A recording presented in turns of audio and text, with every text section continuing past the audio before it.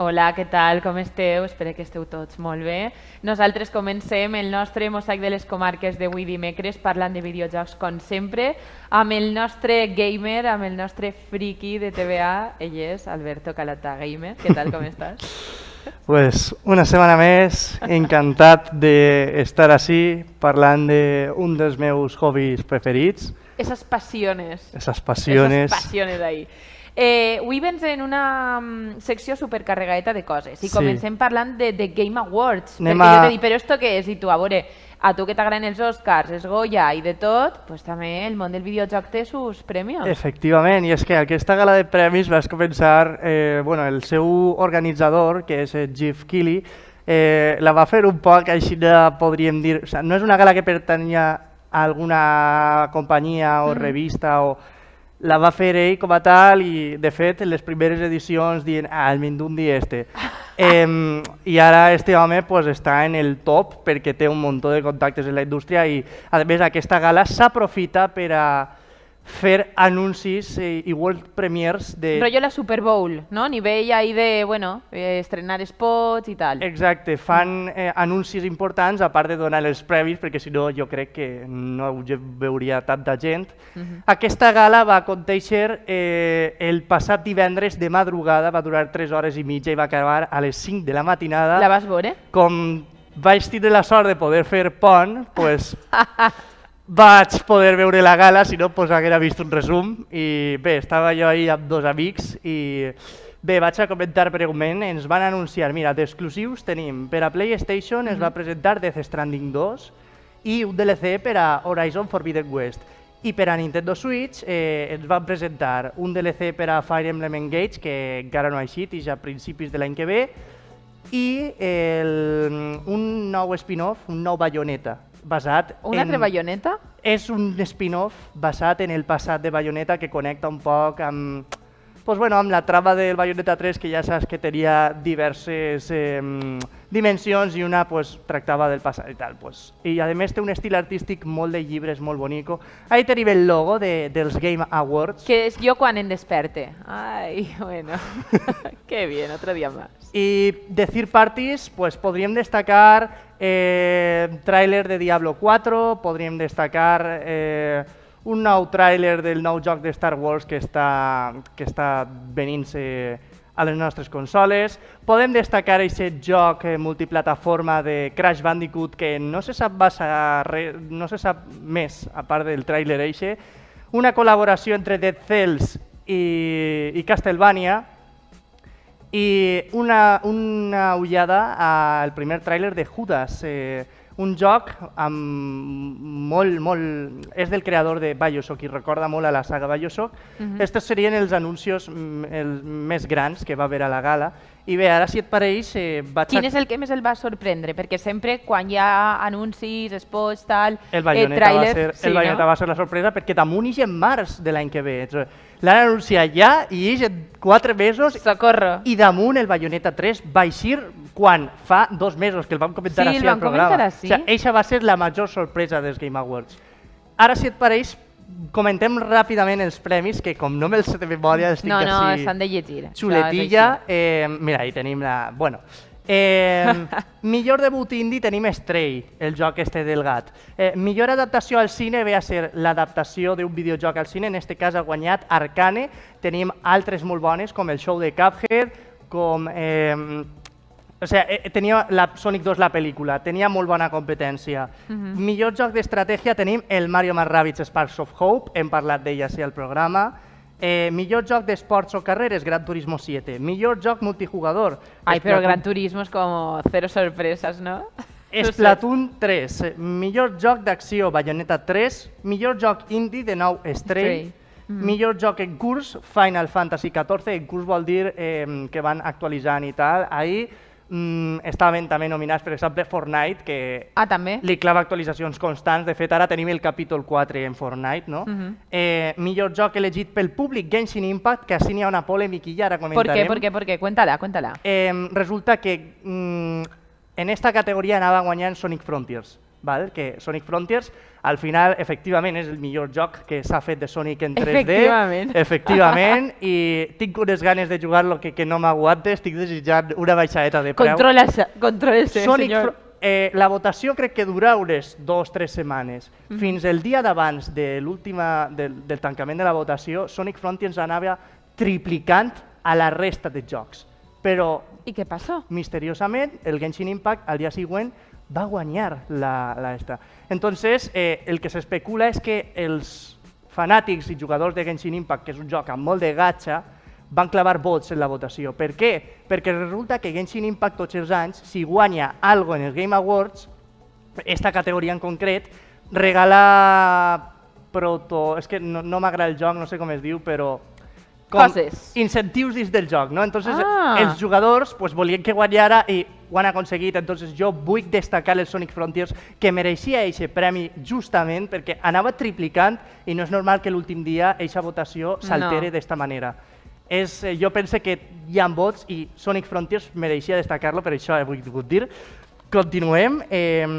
Millor joc de mòbils. Marvel Snap, Lluita Multiversus, millor joc familiar, Kirby i la Tierra Olvidada, que és un juegazo, és el primer Kirby en 3 dimensions, molta la premissa de Super Mario 3D World i és increïble, meravellós. Este no l'hem comentat, no? No, perquè vaig ir en març i, de fet, jo em vaig pegar una marató a aquest joc increïble.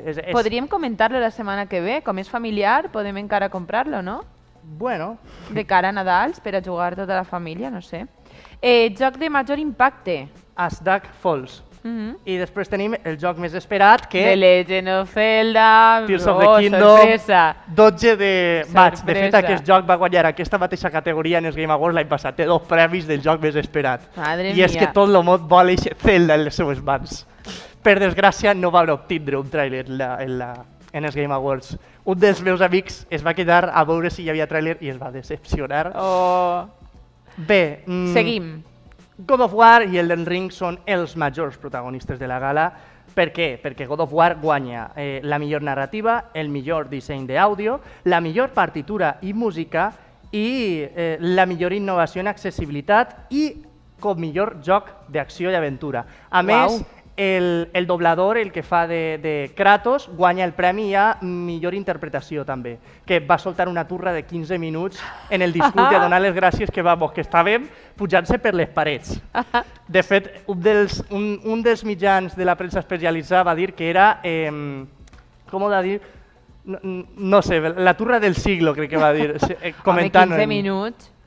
Però bueno, bé, no Mira, passa res. l'anunci de Crash que va trencar l'escenari, va ser increïble. Bueno, i Elden Ring va guanyar millor direcció d'art, joc de rol i el GOTY, de Game of the Year, el juego del año 2022. Que hauria de ser God of War, no? Pel que estàvem veient de no, guanyar perquè normalment el que coses. fan és, quan hi ha una competència molt loca, el Sí. que fan és, la gran majoria de categories importants li la donen a uno i a l'altre li donen el GOTY, perquè és com el premi gordo, i a l'altre li donen molts altres premis xicotets que també incentiven. És un poc el que fan tots els anys.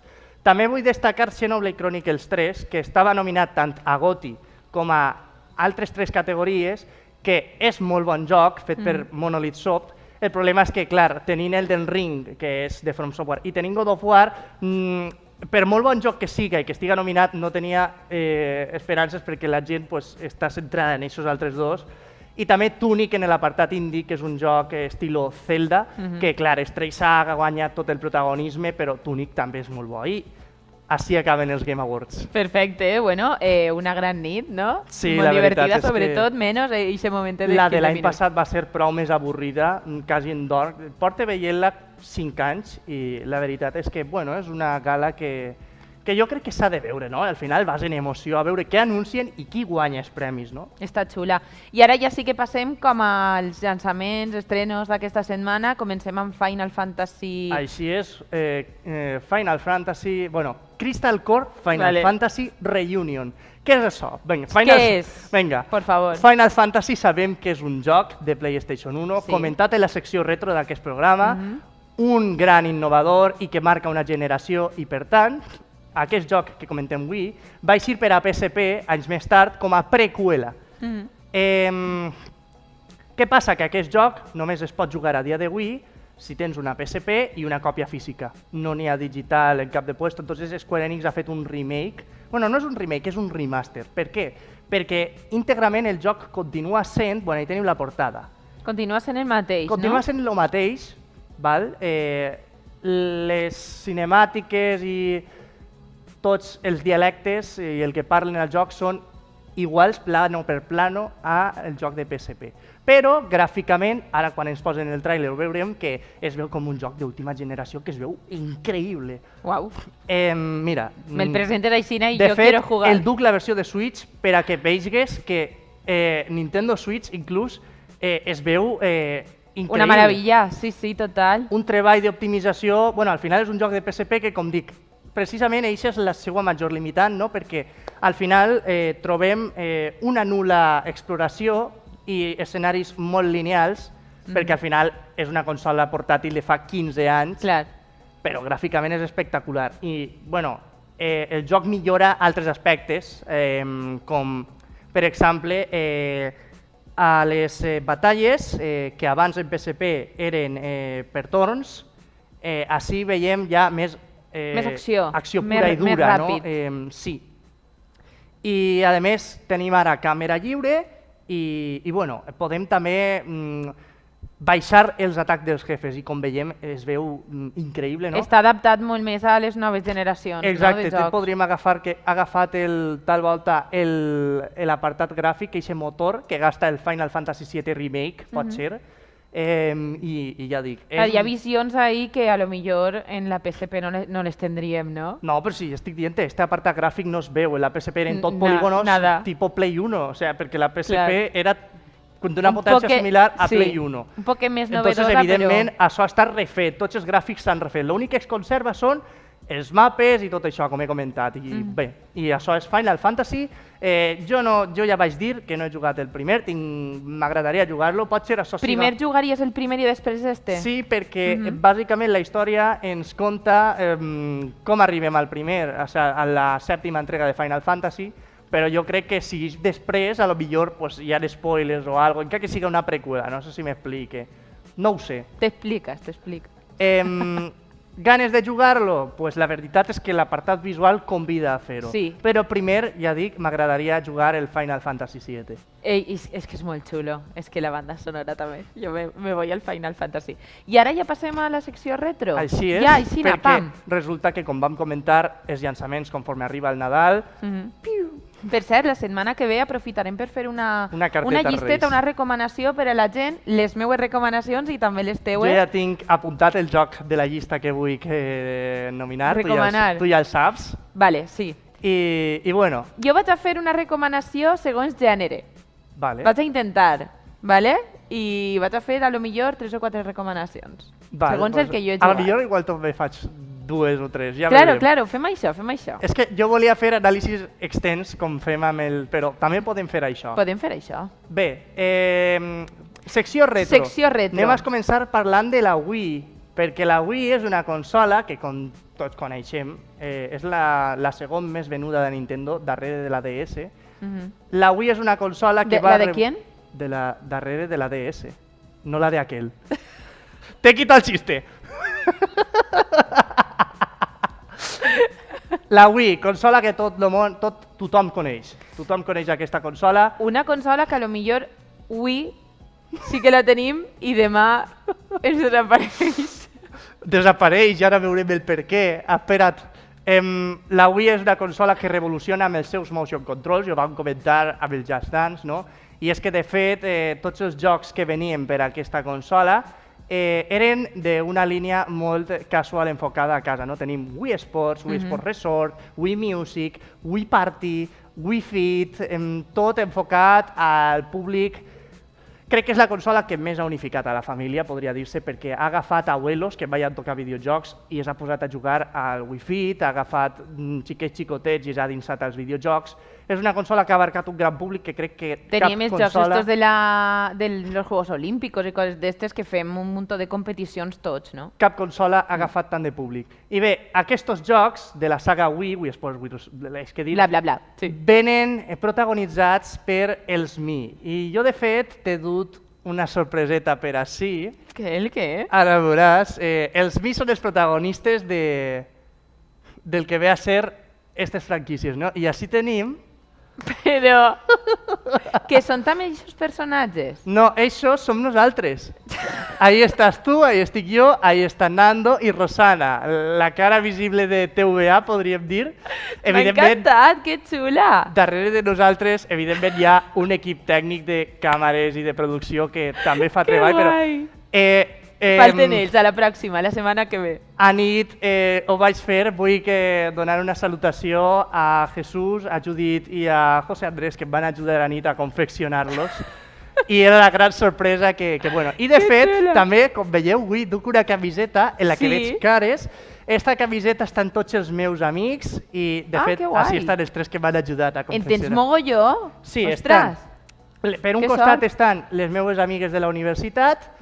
Hola, chicas. Estan els meus amics del poble, la meva colla, i també tenim a diversos amics online en els que jugo, que així en estos estan inclosos els que em van ajudar a confeccionar els vostres mis. Que xulo! Moltes gràcies. Com es diuen ells? Podem dir-ho? Ja ho he dit.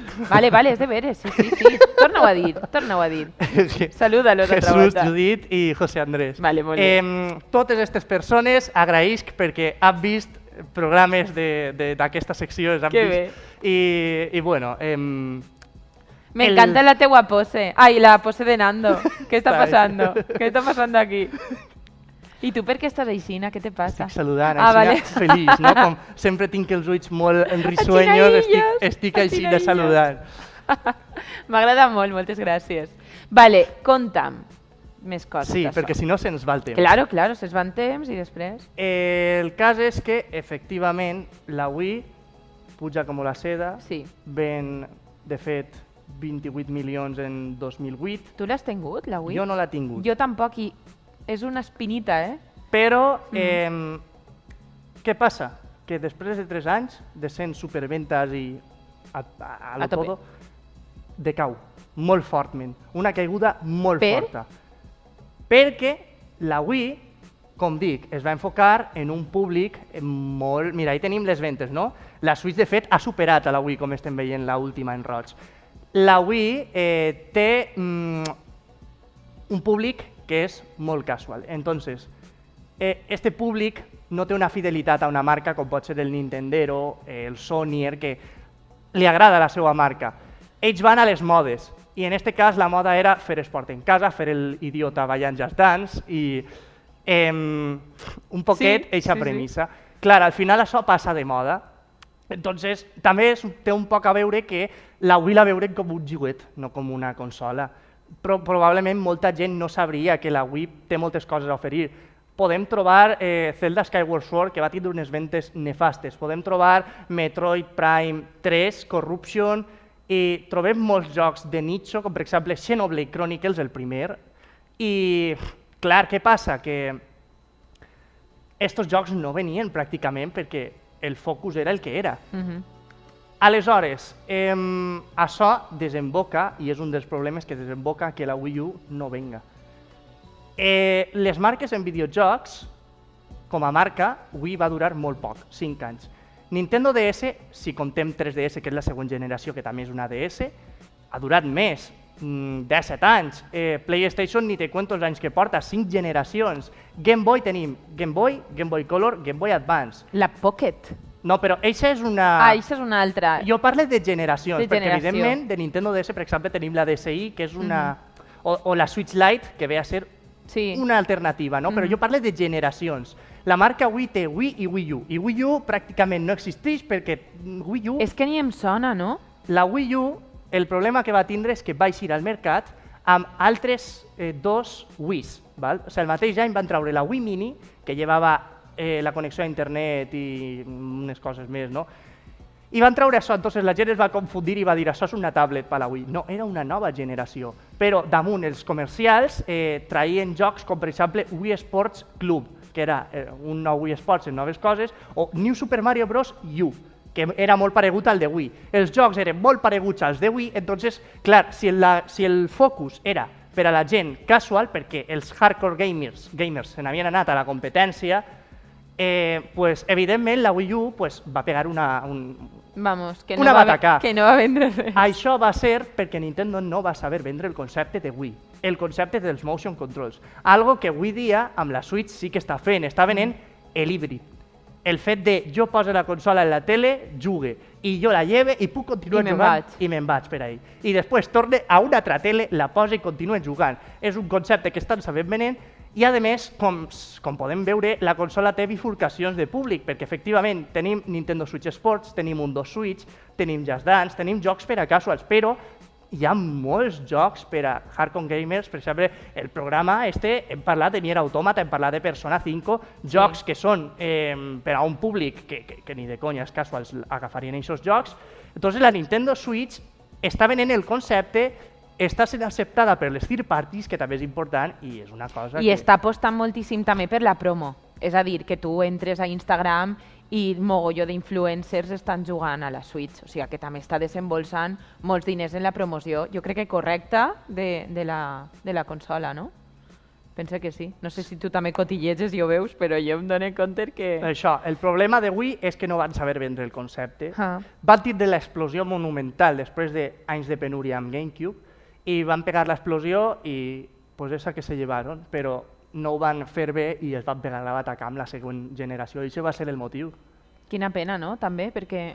I la Wii U té molts jocs bons que, de fet, s'han rellançat quasi tots en Nintendo Switch a dia d'avui i les notes han demostrat que aquests jocs són molt bons i ho han sigut sempre. Però van passar desapercibits totalment. Ara la gent pot jugar-los en Switch.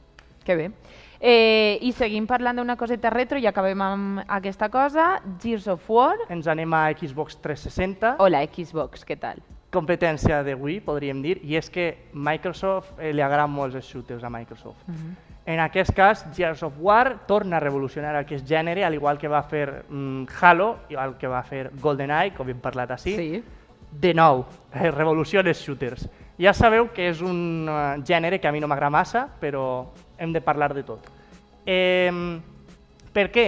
Per què va revolucionar el gènere? Pues principalment per la mecànica de les cobertures, val? Que és bàsicament pues, el sigilo i aquest tipus de coses que en un em shooter... vindria bé així també la cobertura, perquè a voltes em falla. A veure. El sigil i aquest tipus de mecàniques no estaven implementades en un shooter. A dia d'avui és com, uau, un shooter sense cobertures, ¿esto qué es? Però en aquella època, pues, evidentment, pues això. I també el fet de combinar l'atac de shooters de llunyania amb atacs, per exemple, amb la motosserra, no? Perquè de fet aquest joc també, Microsoft, apostant per el multijugador en línia, al igual que Halo, volia convertir aquesta saga en un pilar del multijugador en línia i destacar en la indústria per això, perquè evidentment Nintendo estava destacant per altres coses, Sony en altres, Microsoft volia destacar en el multijugador en línia dels shooters. Era la seva estratègia i de fet en Xbox 360 li va eixir molt bé perquè la PlayStation 3 i la Xbox 360 es van quedar ahí en ventes. Al final va guanyar la Play 3 per muy poquito, però sempre havia dut la 360 la delantera en tota la generació. O sea. I ja dic, Gears és un joc que de fet estava desenvolupat per Epic Games. Este nom sona a dia d'avui per Fortnite i ja dic, són unes persones que tenen que són molt bons creant videojocs, no? I la prova és Fortnite, no? Que van saber crear aquest gènere del Battle Royale. I ja dic, Gears ara, a dia d'avui, ja no està en mans d'Epic Games. La quarta i la quinta entrega, a pesar de que el creador original diu que han perdut un poquet l'essència que ell volia transmetre, estan considerats com els millors de la franquícia. Així que, bueno, ho sé molt bé per el creador. Ja. Però la gent parla i si li agrada més, pues... Clar, al final és que ho fas per a un públic, no? Jo no tinc la culpa. Tu no tens la culpa. No haver-te anat, no sé si... Clar. I ja dic, és una saga que continua a dia d'avui i ja dic, l'última entrega a tope del canyón i res, això volia comentar la importància de Gears per les cobertures, per el multiplayer online Y bueno, eso es todo. Eso es todo. Alberto, la setmana que ve fem la carta per a Reis, per a la gent, i comentem algunes cosetes més, no? Me parece bien. ¿Te parece bien? Pues ya está. Mil gràcies per estar amb nosaltres. Jo encantat, com sempre, d'estar així en TVA parlant d'aquesta indústria. Jo crec que estem motivant moltíssim a la gent a, no sé, a investigar un poc més del món del videojoc i no està gens mal. Moltes gràcies. Seguim amb més coses al Mosaic de les Comarques, així que no se n'aneu perquè tenim molt que contar.